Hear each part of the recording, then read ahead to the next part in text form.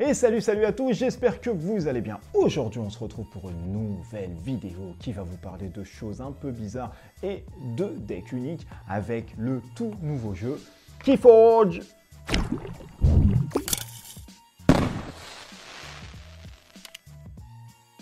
Keyforge est le tout dernier jeu au concept novateur de deck unique qui est fait par Richard Garfield, à qui on doit Magic, Netrunner ainsi que King of Tokyo et d'autres hits qui lui sont associés. Dans Keyforge, le but du jeu pour chaque joueur sera de forger 3 clés comme son nom l'indique, Keyforge. En collectant de l'ambre et en dépensant 6 ambres, nous allons forger une clé. Celui qui arrive à forger les 3 clés sera déclaré le plus grand vainqueur autour de la table. Un concept simple, un deck unique. Sera-t-il séduire les personnes qui aiment le deck building et les jeux de cartes? Réponse dans cette vidéo. Allez, c'est parti, voyons ensemble comment se joue Keyforge.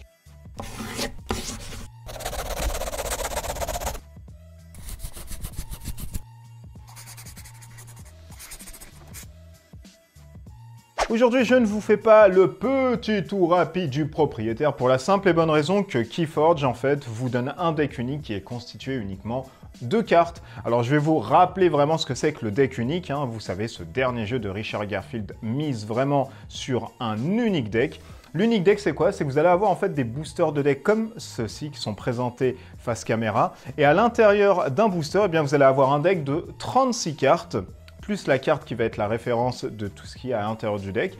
Et les cartes, en fait, sont générées par un système d'algorithmes et sont pris à droite et à gauche pour constituer un deck qui, je le rappelle, est unique au monde. C'est-à-dire que personne n'aura le même deck que vous avez quand vous l'ouvrez au niveau du booster. Les decks, comment sont-ils préétablis et surtout fabriqués? Ils sont toujours répartis de 3 classes avec 12 cartes dans chaque classe. C'est-à-dire que vous allez avoir 3 factions avec 12 cartes dans chaque faction qui va vous constituer un deck. Donc là, on a le MF Double Bite of the Sangreal Terminal. Et là, on a le Hagerson Lugardes Chronicles.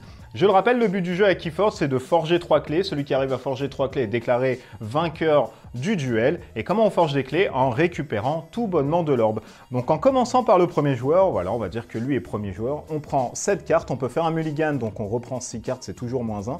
Donc 1, 2, 3, 4, 5, 6, 7. Et là, le joueur à côté va prendre 6 cartes, vu qu'il est deuxième. Il peut prendre un mulligan pour récupérer 5 cartes. 1, 2, 3, 4, 5 et 6.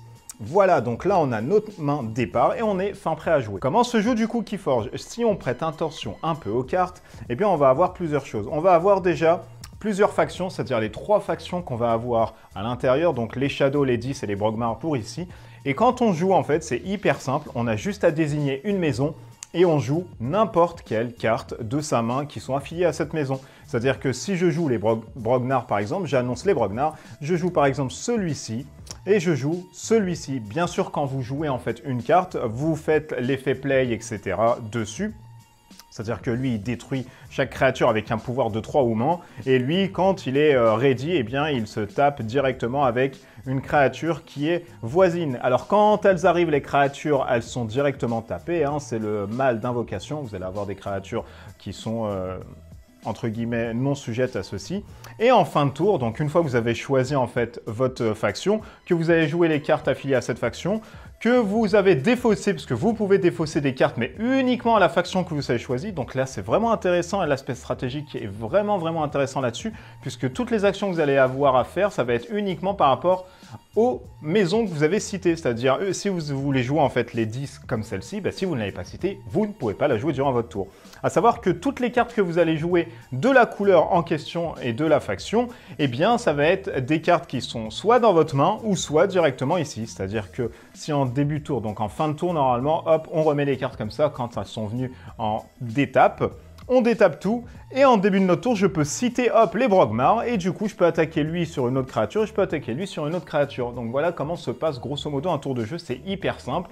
Une fois qu'on n'a plus de deck, on remélange sa défausse, on reconstitue son deck, on repioche des cartes jusqu'à augmenter sa main de 6 cartes, c'est-à-dire si on a une carte dans la main, on complète jusqu'à avoir 6. Par contre, si on a 8, 9, 12 cartes, on ne défausse pas, on ne va pas piocher par contre. On va se focaliser un peu sur une carte. Alors sur une carte, on va avoir plusieurs choses. Ici, on va avoir en fait la faction qui vous permet justement de différencier de quelle ou quelle faction elle arrive. Donc là, on va avoir le nom, c'est le Earthshaker, on va avoir le type, la valeur d'attaque, la valeur de bouclier et l'effet play. Donc du coup, l'effet play, c'est quoi? C'est quand vous allez jouer en fait une carte, eh bien vous allez faire l'action directement. Vous allez aussi avoir d'autres cartes qui vont avoir ce petit symbole ici de l'ambre. Ça veut dire quoi? Eh bien ça veut dire tout simplement quand vous allez jouer cette carte qui va être sur la table, eh bien vous allez récolter directement de l'ambre, un ambre. Une fois que vous récoltez de l'ambre, si vous en avez 6, ben, vous forgez directement au début de votre tour une clé où vous attendez. Et voilà comment on gagne de l'ambre, donc c'est hyper simple. On va faire le tour de l'adversaire, donc il regarde un peu sa mimine, il se dit que tiens, eh bien finalement ça a l'air d'être pas mal, eh bien il va jouer, on va dire Sanctum, donc il va poser le Gatekeeper et il va poser un autre Gatekeeper. Le Gatekeeper il dit quoi? Il dit que quand on joue, si notre opposant a 7 ou plus de ambre, eh bien on récupère jusqu'à en avoir 5, du coup c'est plutôt pas mal. Et c'est là où on va voir aussi la transition des combats. Alors comment se déroule un combat à Keyforge? C'est encore une fois très simple. Vous allez en fait prendre votre personnage qui va attaquer un autre personnage. Les dégâts vont se faire de manière simultanée, donc tout le monde va se prendre les blessures. Les blessures sont répertoriées directement par le 5 ici que vous avez, le 5 ici et le 7 ici. Ça veut dire quoi? Ça veut dire que dès que lui va infliger 5, eh bien celle-ci va aussi infliger 5. Si on a des boucliers, on stack d'abord le bouclier, c'est-à-dire le 5 ici va mettre 1 au bouclier, ensuite va mettre 4, il lui restera 1 point de vie. Et le 5 ici va mettre 5 directement ici, celle-ci va être directement détruite. Vous allez me dire grosso modo, est-ce que le 5 redevient 1 si on lui donne des PV? Eh bien non, ça reste toujours en fait 5 d'attaque, même si vous avez pris 2 PV, 3 PV, etc.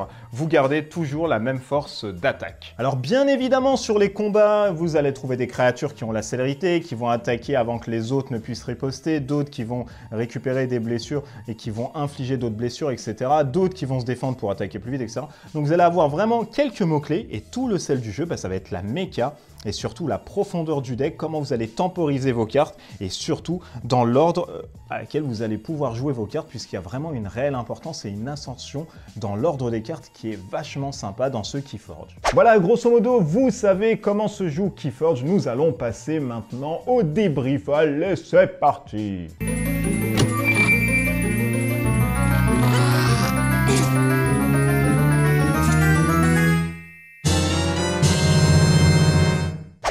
Nous allons commencer par les points positifs du jeu. Alors, le premier point positif du jeu que moi j'aime beaucoup vraiment à l'intérieur, eh bien c'est le deck unique, le fait d'avoir vraiment un deck unique au monde via un système d'algorithme qui va piocher des cartes à droite à gauche au sein de 3 maisons. Eh bien vous allez vous retrouver avec un deck de 36 cartes qui va vous permettre grosso modo eh bien, de pouvoir avoir un deck unique. Et ça pour le coup, eh bien c'est assez cool. L'autre point positif du jeu, eh bien c'est sa courbe d'apprentissage et surtout son gameplay qui se veut très simple. On n'a pas de ressources, on n'a pas vraiment d'action durant les actions des autres et pour nous tout est simplifié. Maintenant le réel challenge dans Keyforge, eh bien ça va être de pouvoir justement gérer son deck qu'on ne connaîtra pas, qu'on n'aura pas buildé à côté via les Magic, les Netrunner qu'on peut connaître ou alors à Game of Thrones. Et du coup bah, voilà, là où la courbe d'apprentissage chez les autres va être un peu plus courbée, là on va avoir une inégalité de par le fait qu'il faudra beaucoup jouer son deck pour pouvoir vraiment bien temporiser son deck, bien temporiser les cartes et on a une bonne courbe d'apprentissage dessus. Donc en termes d'apprentissage et en termes de courbe d'évolution et de gameplay, c'est vrai qu'il est assez complet et il est très novateur par rapport aux autres deck building dans le jeu. Autre point positif du jeu, eh bien c'est tout bonnement ses graphismes. L'univers en fait qui est autour de Keyforge, ses aspects colorés ainsi que ses petits aspects lutins, ses petits démons démoniaques et ses petits gobelins frénétiques ou alors ses gros chevaliers, eh bien vont vous faire voir de toutes les couleurs. On est sur un ton qui va se ressembler un peu à Hearthstone. Si vous aimez ce genre de ton, bah, vous allez vraiment adorer en fait le graphisme de Keyforge. Passons maintenant au point négatif du jeu. Alors comme vous allez le savoir, le point négatif du jeu, eh bien si vous aimez vraiment avoir une main sur votre deck et avoir un contrôle vraiment sur votre deck, bah là, Keyforge, du coup, va pas vous le permettre. Pourquoi? Parce que vous allez encore avoir un deck unique, on peut rien enlever du deck, on peut rien faire rentrer, et bien du coup, vous allez avoir votre deck unique et il faudra faire avec. Si bien que ça va donner des petites frustrations autour de la table. L'autre point négatif du jeu, eh bien, ça va être l'inégalité que vous allez avoir en fait dans vos decks. Il va y avoir des decks qui vont être vraiment très simples à jouer, qui vont avoir une méca dès que vous allez avoir les cartes en main, vous allez dire ah oui, ça va faire ça avec ça, ça va faire ça avec ça, et d'autres decks qui vont être être vraiment, vraiment compliqué à jouer et il va falloir user de compétences et de skills. Alors, c'est une bonne chose comme une mauvaise chose, à savoir que moi, j'ai reçu de decks. Il y en a un vraiment, on peut le jouer en mode autopilote tellement que les cartes, voilà, vous les posez, ça récupère de l'ambre, vous capturez, vous enlevez de l'ambre à l'autre. Donc, c'est hyper automatique. Et l'autre deck à côté des Sanctum, là, ça va plus jouer sur un contrôle, de jouer d'abord cette carte avant de jouer l'autre, etc. Et ne serait-ce qu'avoir une bonne tempo, puisque si vous jouez une carte avant l'autre, bah, du coup, vous perdez la puissance de l'autre.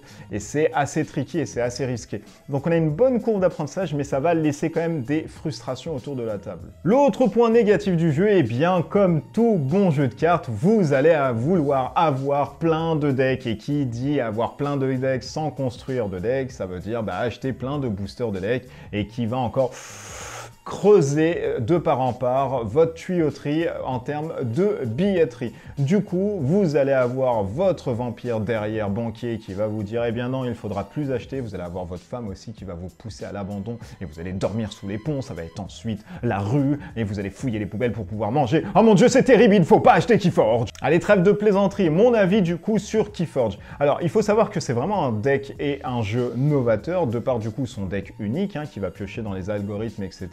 De par sa courbe d'apprentissage, c'est-à-dire que dès que vous allez avoir un deck, vous allez y jouer petit à petit, vous allez dire tiens, ça combote bien avec ça, ah j'ai pas essayé ça, du coup si je joue ça avant ça, ça va pouvoir faire des trucs. De par aussi son gameplay qui va être très simple, vous allez nommer en fait une maison, vous allez jouer l'ensemble des cartes que vous souhaitez interagir avec cette maison, vous allez défausser les cartes de cette maison, vous allez actionner des cartes qui sont directement sur votre board de la maison en question, vous récoltez ensuite votre main si elle n'est pas jusqu'à 6 et ensuite c'est au tour de l'adversaire. Sachant qu'il n'y a pas vraiment de réel intérêt à jouer durant le tour de l'adversaire, vous ne le pouvez pas déjà, et du coup ça facilite vachement la simplicité. Si le concept du deck unique émoustille toute la jante féminine ainsi que masculine des board games, s'il ne faut pas oublier que du coup on avait aussi ce système de deck unique dans Sentinel of Multiverse. Du coup c'est vraiment pas un concept entre guillemets novateur, puisqu'on avait déjà ce système de deck unique auparavant dans d'autres jeux. Ce qui est vraiment novateur ici, c'est d'avoir vraiment un algorithme qui va vous faire votre deck, et du coup vous allez avoir une bonne courbe d'apprentissage, c'est-à-dire qu'il va falloir vraiment beaucoup jouer avec certains de vos decks pour les rendre compétitifs. À travers ça, on va avoir, comme je vous l'ai dit, des decks qui vont être très simples à jouer. Du coup, je pense qu'on va avoir des decks qui vont être hyper balèzes par rapport à d'autres. Je ne sais pas ce que ça va donner en tournoi. Je ne sais pas du coup si on peut avoir un tournoi mondial, puisque si on a des decks en français qui vont piocher sur un algorithme, des decks en anglais qui vont piocher peut-être sur un autre algorithme, est-ce que l'algorithme dissocie plusieurs langages, c'est-à-dire le français, l'anglais, l'allemand, etc.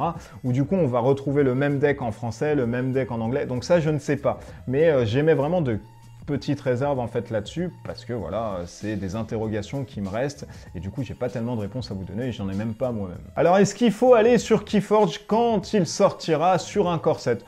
Écoutez, moi pourquoi pas, je vous dirais de tester quand même un core set, vous allez avoir vos decks uniques. Essentiellement, vous allez pouvoir les revendre si voilà, vous êtes un peu chafouin sur le concept et un peu bridé sur le fait de ne pas pouvoir enlever des cartes et de mettre des cartes. Vous allez pouvoir revendre vos decks. Pourquoi? Pour la simple et bonne raison que les decks seront encore uniques au monde et du coup personne ne les aura à part vous. Du coup voilà, c'est vraiment pas un truc que vous allez perdre entre guillemets. Je pense que ça partira très bien sur le marché de l'occasion ou le marché du neuf, tout bonnement. Mais voilà, vous pouvez vous laisser tenter, vous laisser séduire par rapport à une boîte ou alors à un booster, et puis vous voyez ce que ça donne. Si vous aimez, vous continuez. Si vous n'aimez pas, eh bien vous raccrochez. Voilà, j'espère que cette vidéo sur Keyforge vous a plu. N'hésitez pas à vous abonner à la chaîne YouTube, à me suivre sur Twitter, Instagram ainsi que Facebook. D'ici là, on se retrouve pour une prochaine vidéo. À bientôt, jouez bien, des bisous partout, ciao ciao.